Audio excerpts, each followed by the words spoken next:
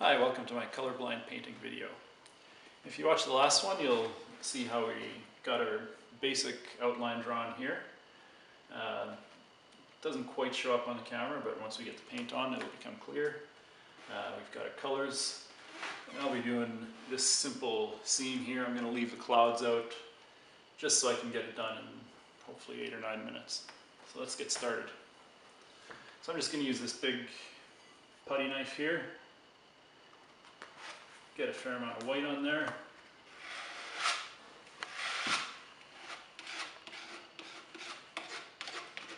I just want to cover the sky. And if I go over the mountains a little bit, that's fine. And the pencil is creating some grays. And it mixes with the white, but that's fine too. Then if you look in reflected light, the light's coming from here, you can kind of see areas that you might have missed. So just wipe this off. Unless you're blending a color, it's always good to have a clean knife. So then I'm going to pick up a little bit of my ultramarine blue, just a small amount. A bit in each corner, and just start to mix that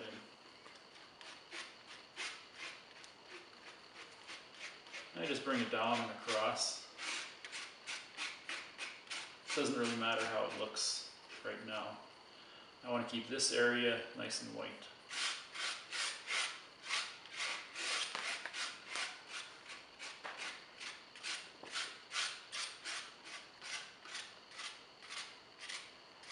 And as I'm going across, I'm just using a very light touch, so I don't get too much blue in the center there. So that's good enough. Clean this off. And my mountains are in here. Distant mountains are a pale blue, and they get a little bit darker as they get closer to you. So I'll just sculpt in a mountain shape here. I'm not even using the reference photo. I'm just trying to get just some interesting shapes. I don't want them too symmetrical.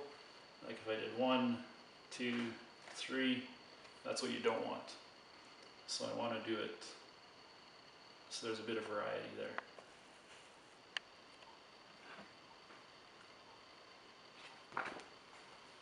And I want these ones, since they're furthest away, to be nice and light. So I'm going to scrape some of that blue away.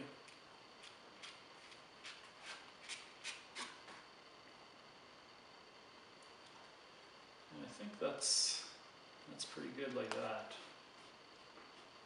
Also, this is called atmospheric or aerial perspective. And as things get further away, they take on, it looks like you're seeing something through fog. So they take on kind of a whitish, bluish appearance, and they get less distinct. So I wouldn't want to do a very crisp edge in the background objects. I want to keep the edges nice and soft. And that you just do by working back and forth. So that's kind of a crisp edge there. So I'll clean my knife. And I just go over it. And that softens it up a little bit.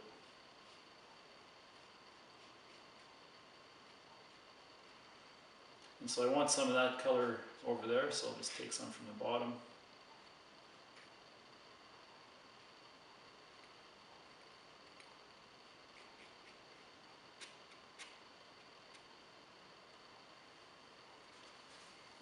One more slightly darker blue mountain coming in from the edge here.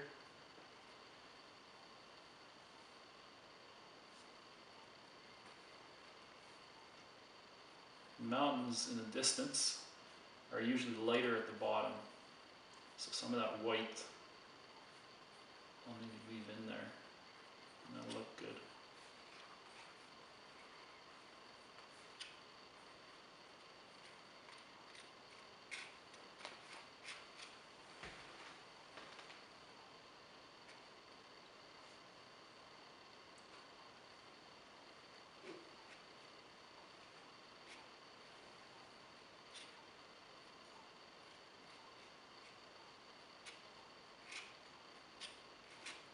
So I'm going to switch to a dull green, which on my chart here,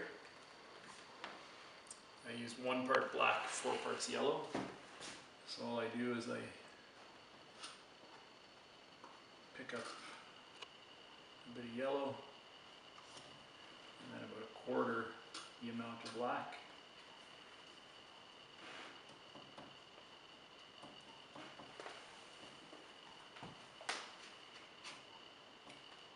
That's too yellow still.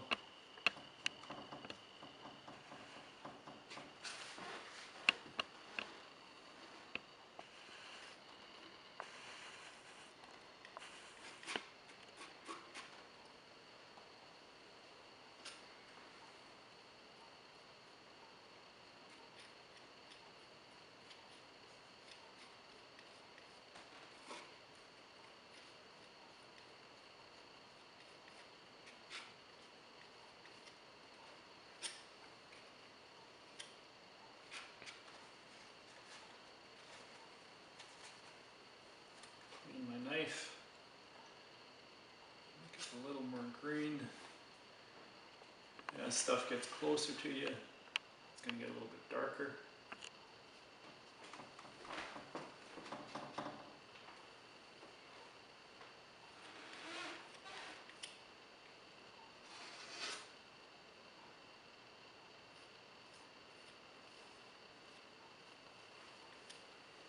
And I don't want to match this curve to that curve, so I want to intentionally make it different, again, to keep a little bit of variety in the painting.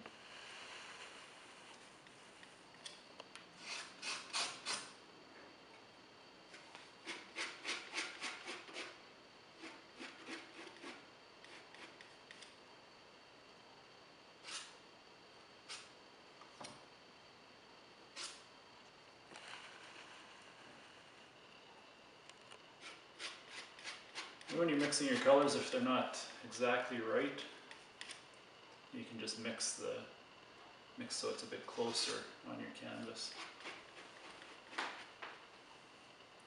So it's a little bit darker and then moving to light, which is good. So I think that's all we'll do for this video. In the next one, I'll cut in that hill on the front and do a bit of grass and trees. Thanks for watching.